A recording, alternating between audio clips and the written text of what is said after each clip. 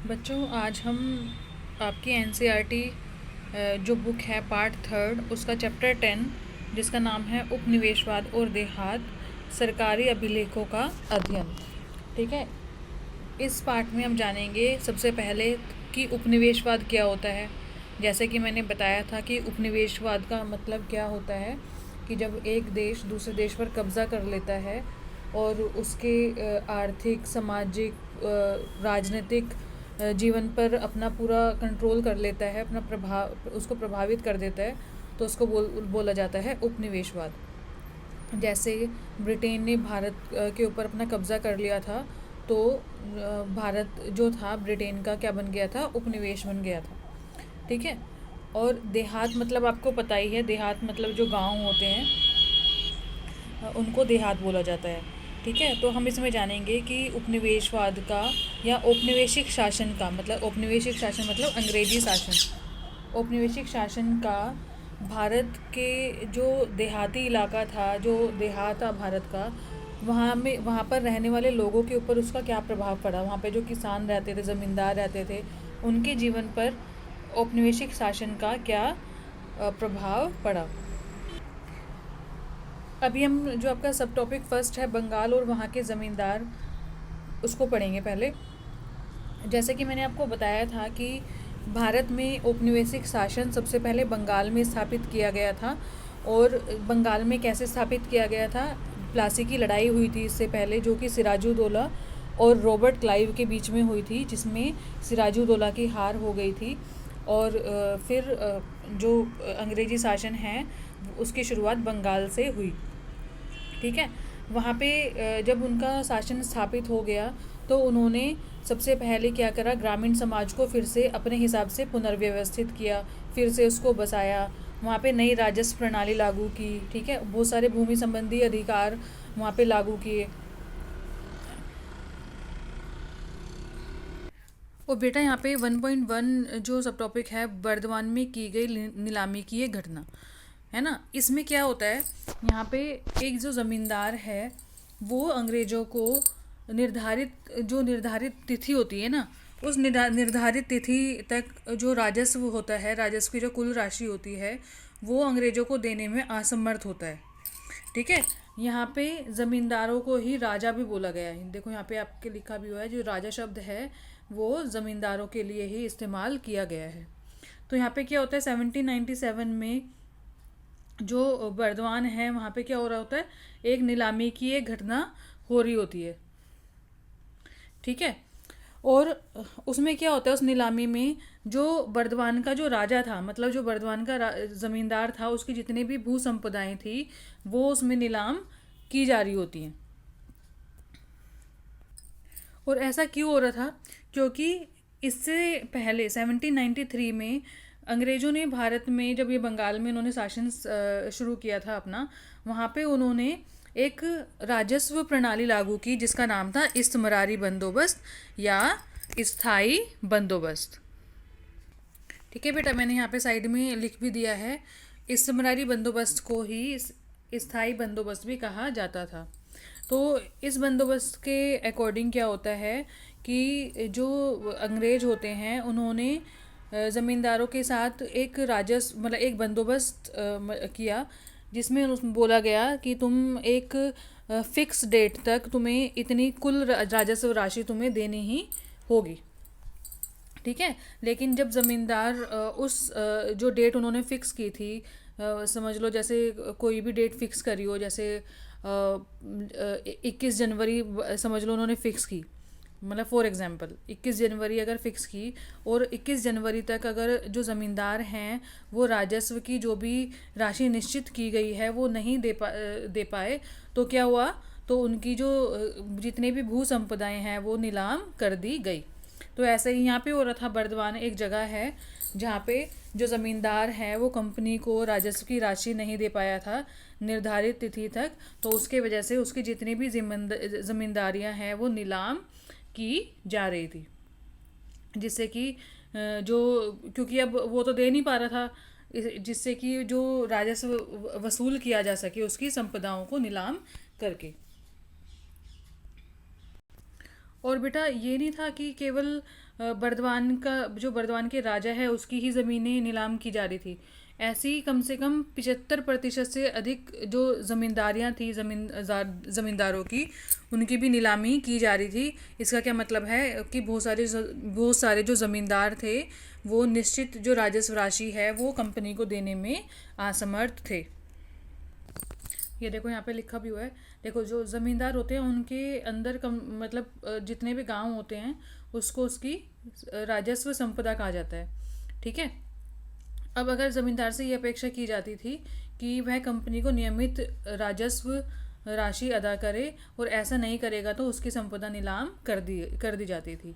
ये जो शर्तें हैं ये क्यों लागू की गई थी, मतलब एक बंदोबस्त लागू किया गया था ज़मींदारों के साथ जिससे कि कंपनी को नियमित रूप से राजस्व मिलता रहे और उनको कभी भी मतलब राजस्व की कमी ना हो। अब क्वेश्चन ये आता है कि जो ज़मींदार थे वो राजस्व राशि के भुगतान में क्यों चूक जाते थे ज़मींदार। मतलब ऐसा क्या होता था कि जो ज़मींदार हैं वो कंपनी को समय पर राजस्व राशि नहीं दे पाते थे। तो सबसे बड़ी असफलता का तो कारण यही था कि जो मांगे थी, जो राजस्व राशि की जो मांग की गई थी वो बहुत ज़्यादा ऊंची थी, बहुत ज़्यादा थी, मतलब वो उनके क्या नाम ज़मींदारों के लिए। ठीक है। और ये जो ऊंची मांगे हैं ये उस टाइम पे लागू की गई थी जब जो कृषि जो होती थी, खेती होती थी, उसमें ज़्यादा कोई भी प्रॉफिट नहीं हो रहा था।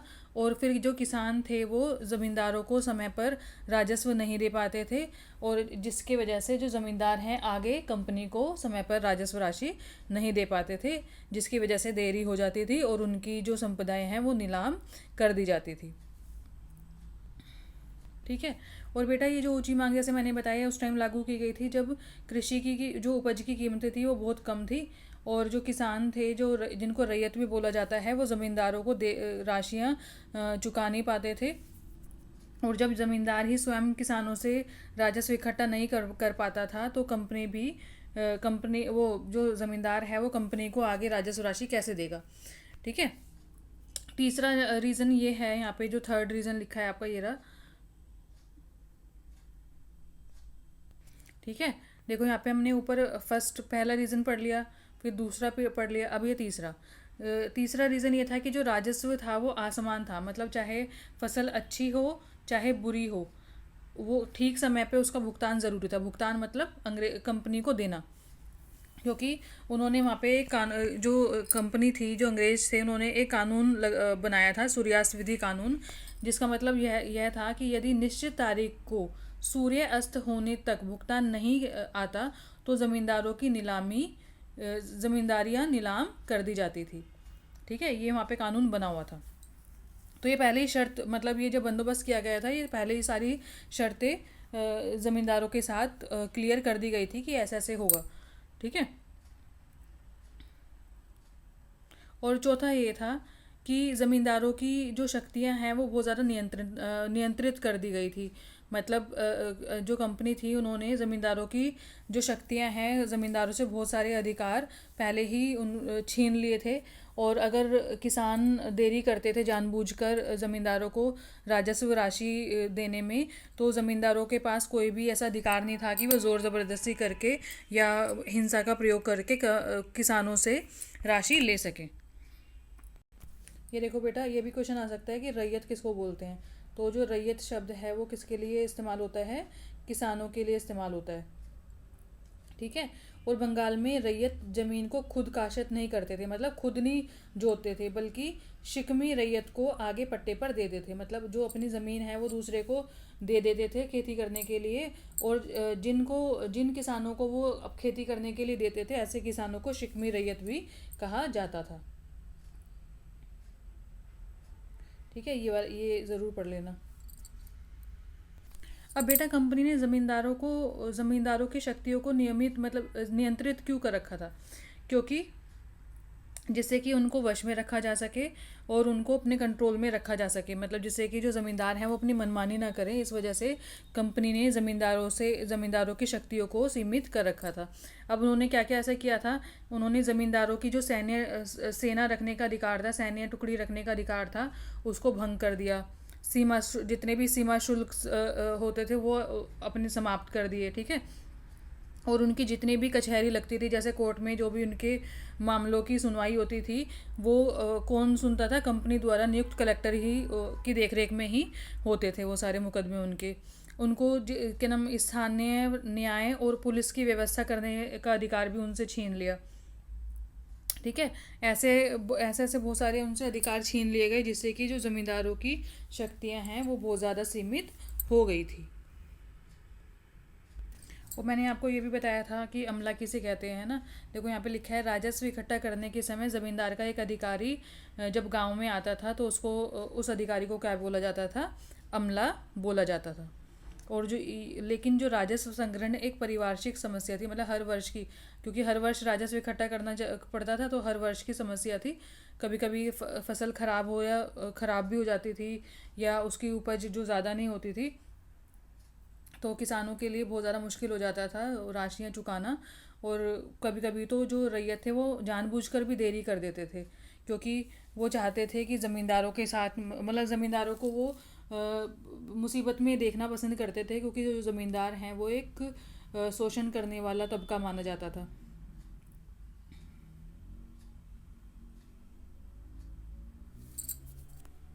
ठीक है।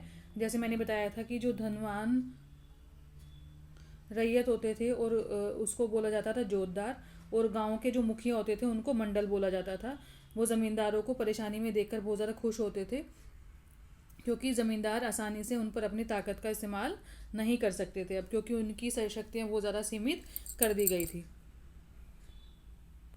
और अगर कोई जैसे ज़मींदारों को समय पर राजस्व नहीं दे पाता था, तो उसके ऊपर जो ज़मींदार हैं वो केस चला सकते थे, लेकिन जो केस होता था वो बहुत ज़्यादा लंबा चलता था। मतलब जैसे आपको पता ही है कि कोर्ट में जो केसेस होते हैं वो कितने लंबे चलते हैं, ठीक है। ऐसे ही एक उदाहरण भी दे रखा है यहाँ पे कि 1798 में अकेले बर्दवान जिले में ही राजस्व भुगतान की बकाया से संबंधित 30,000 से ज़्यादा केस अभी तक पड़े हुए थे 1798 में।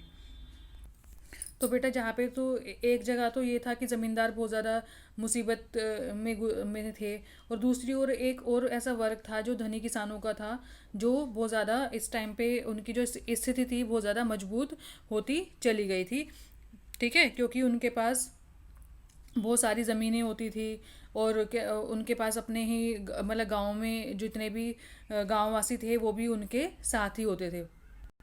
और धनी किसानों के इस वर्ग को क्या बोला जाता था, जोतदार।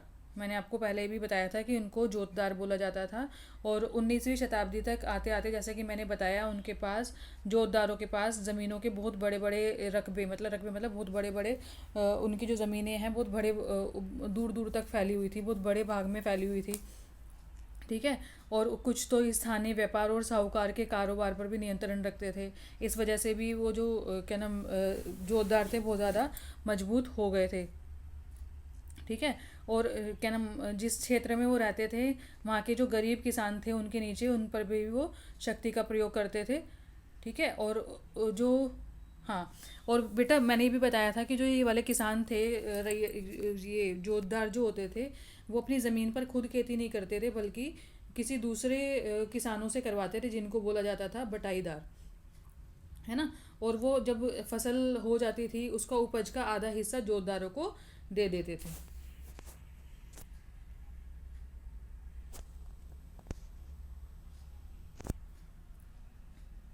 एक और भी ये रीज़न भी एक ये रीज़न भी है कि ज़मींदार तो शहरों में रहते थे, और जो जोतदार थे वो गांवों में रहते थे, इसलिए जो ग्रामवासी थे उन पर उनका पूरा बिल्कुल सीधा नियंत्रण होता था, वो पूरा उन पे अधिकार रखते थे, ठीक है। और उनको अपने, मतलब अपने, समझ लो अपने कंट्रोल, अपने अंडर रखते थे वो ग्रामवासियों को। इस वजह से भी जो जोतदार थे बहुत ज़्यादा शक्ति, ठीक है। बाकी जो भी रैयत होते थे उनको वो अपने पक्ष में एकजुट रखते थे, और ज़मींदारों को वो राजस्व के भुगतान में जानबूझकर देरी कर देते थे, क्योंकि उनको संकट में देखना उनको अच्छा लगता था।